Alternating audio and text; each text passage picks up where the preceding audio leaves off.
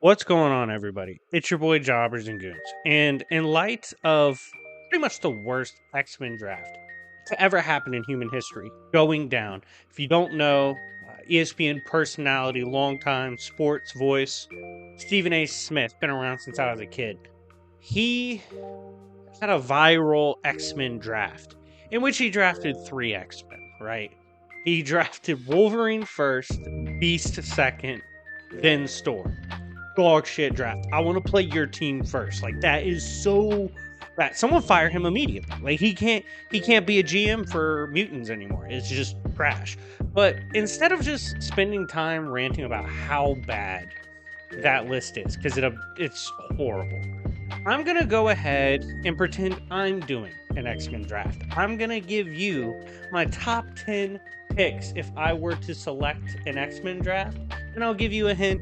It is nothing like Stephen A's top 3. Before we get into this, smash the like button, destroy the like button. Let's try to get to 300 plus likes. That would be absolutely amazing. If you end up really enjoying this drafting concept with fictional characters, let me know in the comment section down below. As well as I want everybody, and I mean everybody, to get in the comment section and drop your top 10 draft picks. The caveat with picking is, of course, they have to be mutants. They also have to have served at one point as an X-Men. They have to have been on the roster, even if it was only one issue.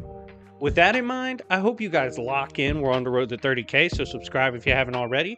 Without further ado, let's begin. So my first pick, and I don't know how I'm going to do the graphics of this. I might make a draft card for each character and just throw it up on the screen as I talk about them, or maybe I'll just throw images of them. But regardless, I'm going to break down briefly all my picks and why I picked them, where I picked them. First overall pick, I'm taking Legion. I'm sorry. I know he has some character flaws. I know he has some character issues. I know some of his personalities are school shooters. It's too fucking bad. We can't pass up on talent. Let me tell you something. He literally has over a dozen Omega level mutant fear personalities residing within his mindscape and body. This is a character that can essentially do whatever he wants. His only limit truly comes down to if he's having a good day or a bad day. If he's locked in, he's the GOAT. If he's not locked in, he's still competing with some of the most goated characters, including Uranos. There's not many characters that can say they're stronger or more versatile than Legion. And because of that, I'm willing to work with the off the court issues. I'm willing to work with his character flaws. We're taking Legion because we're going to win the game. Next, we have Mr. Sinister, Nathaniel Essex. Now, this was a bit of a schemer's move on my end. Like, I'm well aware 99.9% of the time, he's an op to the X-Men. However, he has, at certain points in the comics, been featured on the X-Men or leading his own X-Men team. As a result of this, we're eligible to draft Mr. Sinister, and I can't pass up on him, especially given what we have seen Sinister do in the Sins of Sinister arc. He has essentially reached the Dominion, becoming basically God of Marvel. This is a character with absolute brilliance, has experimented on pretty much anything within the multiverse, has had multiversal escapades that are just unrivaled, and when it comes to overall talent, yeah, he's a dickhead. But Mr. Sinister is an absolute beast. I'm taking him number 2 for his versatility, brilliance, and what he has proven to be capable of if we give him the chance to do so. Next up, we have Jean Grey. This was not a hard pick for me at all. Jean Grey is a character who, obviously, if we're talking surface level talent, one of the best telepaths to ever exist in Marvel. Battled across infinite planes of existence, taken on some of the strongest characters in comics. But not only this, she is the ideal vessel for the Phoenix Force. She is a carrier of the Phoenix Force, with the Phoenix Force, especially in recent times in Marvel, getting a lot more come-ups in terms of power and just straight up being one of the strongest energy forces in existence in all of the Marvel Omniverse. Because of her powerhouse nature, the fact that we can get the Phoenix Force involved if we start getting fucked up, and her telepathic brilliance, I have to take Jean Grey here. Perfect pick. Really complements the dynamic nature of my roster so far. I mean, I got absolute powerhouses coming into the team. This is a great team. This is the best team, okay? I am curious to see if any of you have a better draft board than I created. Next up in our draft at number 4 is Apocalypse. How can I not take one of the OGs? How can I not take the one that's been beefing with the X-Men since day one? This is one of the first mutants to ever come into existence, and not only that, he's one of the most balanced mutants. This is a character capable of pretty much every mutant power. He's gone against Jean Grey multiple times. The Phoenix has called him the embodiment of evil itself. He has led the X-Men in some of their most dire times, going against some of the strongest opposition the X-Men has ever seen. Due to what he's capable of, the fact that he made Nimrod have to make multiple clones of himself just to deal with him, this is a character that's an absolute monster.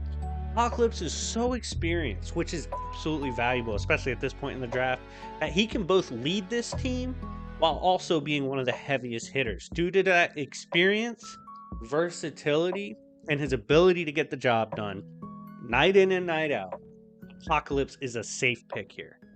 Coming in at number 5, I have Storm. Now, this might surprise you guys, but hear me out. Storm has been getting a lot of love in recent Marvel comics. She's always been a powerhouse, even at one point in the 80s, 90s in the Claremont saga when she was pissed off.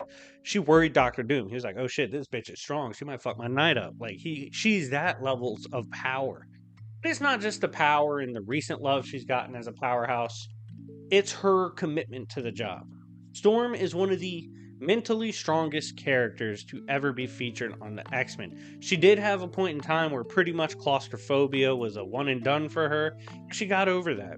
She's been the leader of the X-Men. She's currently one of the leaders. She is always on the forefront of the battle. Swung on Noel and got him to recognize her. Thor finds her invaluable as a teammate. There's a lot of experience, power, and honestly, not to sound cliche, but aura. Like, Storm carries herself like a fucking god. And that is extremely valuable when we're talking about building a team. I think she can really bring this roster together, and she can definitely hold her own. And for that, I had to take Storm here. Next up is kind of a sleeper pick by me. Coming in at number 6 is Darwin. Now, Darwin has always fascinated me as a talent among the mutants. On paper, Darwin can pretty much deal with anything. The reason for that is his mutant power is to adapt to anything, hence the name Darwin. Evolution. He is someone who has literally come across the likes of Hela. If you guys didn't know, Hela, best known for being Thor's sibling, is a character who is a Hell Lord, controls her own hell, her own dominion within the many hells of Marvel. When he ran into Hela, his body's response to Hela is just become a better Hell Lord, which is crazy. That's like a ridiculous thing. Just become a better god of death. Because of this obvious potential, the usefulness of adapting to pretty much anything, I can't pass up our Darwin here, and I feel like I got a steal in the draft because his stock went down after the infamous World War Hulk moment where essentially his body told him just get the fuck out of Dodge. It saw Hulk and said, all right, we're out. So a lot of people started sleeping on him after that. But again, his body adapts to anything, isn't supposed to survive, and it just said, let's get out of here. Let's not even test it. But besides that, I think he has a very good chance of contributing well to this roster and has the potential to be a breakout or star player on my team, given he can on paper adapt to anything. Because of that, we are taking Darwin. Now, coming in next at number 7, another sleeper pick, Majik. Now, Majik recently caught a lot of fire as a character in terms of being a beast, right? So, let's give you a brief background. This is Colossus' sister, and she's actually useful unlike Colossus. Spoiler alert, I'm not the biggest fan of Colossus. That guy's kind of a jobber. Now, his sister, on the other hand, is an absolute beast. This is a character that's always had magical ties, was taken to the land of Limbo, and if you don't know, this realm of Limbo within Marvel is strong enough and potent enough in magic to compete with even the strongest of Ghost Riders. Not only this, Majik has recently been shown to be capable of becoming the top tier Hell Lord in Marvel, one of the big dogs among all the cosmic Hell Lords, with her magical potential, with her versatility through the magic of Marvel, with the obscure abilities granted from learning in Limbo, as Limbo, a lot of times the power from there confuses or is unfamiliar to a lot of people. I just think you can't pass up as Majik. You really can't. She's an absolute beast. And because of her magical potential, her potential to become one of the strongest characters on this team, especially if we let her cook, I had to take Majik. Coming in at number 8, we have Magneto. Now, this might surprise some people that I took him over Professor X, but let me just tell you why. When it comes to the trenches, when it comes to winning the war, no matter what, when it comes to conviction, just believing in the job and getting it done, there's almost none that can keep up with Magneto in this category. On top of this, he's always gone against the X-Men and held his own. Oftentimes, he doesn't even have that crazy of a roster compared to what he's going against, but he still pulls up, still beats with Professor X, one of the most dangerous minds to ever exist in Marvel. Not only this, his power of magnetism and the extremes he can take that to, even to essentially give himself brief immortality.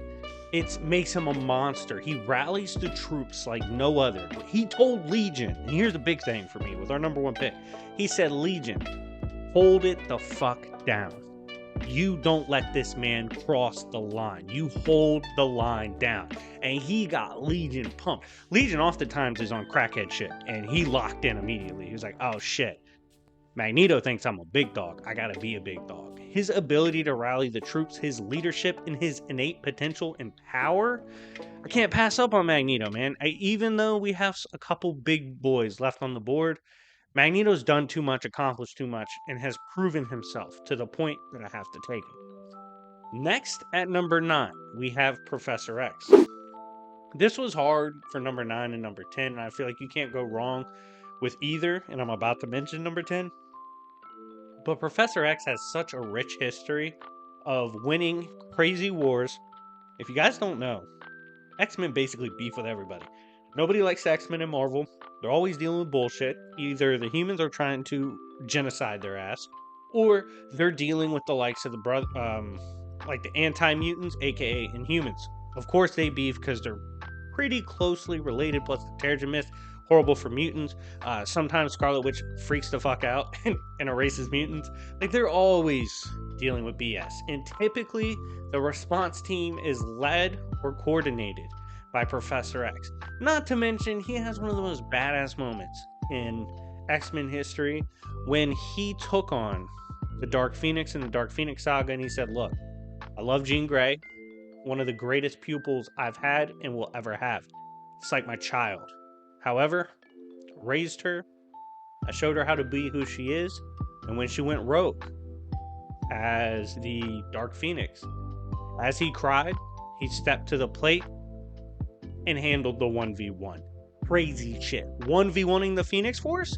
Professor X is a big dog. He's stupidly powerful. He's a renowned leader, plenty of experience. He's pretty much seen everything you can see as an X-Men.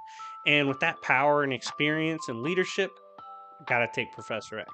My final pick to wrap up this draft of the X-Men. And make sure to smash the like button, subscribe, and make sure to drop your list, your top 10, in the comment section down below. I gotta take Juggernaut. Yes, Juggernaut actually has logged reps on the X-Men, even as recently in Uncanny X-Men when they went against like the fake imposter Magneto. Dude, pound for pound, not many people can swing with Juggernaut. Juggernaut's an absolute beast. The gem of Sidorak keeps him protected from pretty much all physical attacks. He wears a helmet that protects him from the mental attacks. He can be shrunk and shot at Thanos and kill him, shot at a Galactus containing the power of all the Ghost Riders. He has stupid potential, and he has the broken ability of, if he decides to run, if he decides to put some pep in his step, theoretically, nothing can stop him. With that kind of muscle, with that kind of durability and resilience, the power of Sidorak on his side, oh, we're definitely taking Juggernaut, especially as our last pick. Yeah, give me that kind of muscle. We're making plays, especially given that's technically the last pick or weakest part of the roster, Juggernaut's no joke. He's an absolute beast, and I think he makes this team incredibly dangerous. But anyways, guys, that is my top 10 pick if I were to draft the X-Men. Using the caveats I provided, using the details I provided, build your top 10, put them in the comment section down below. Join my Discord. Let's further the conversation. This is a really fun topic. We made something good out of the worst draft ever done by Stephen A. Smith, and I had a lot of fun. But anyways, guys, thank you so much for watching. It's been your boy Jobbers and Goons, and I'll see y'all later. Peace.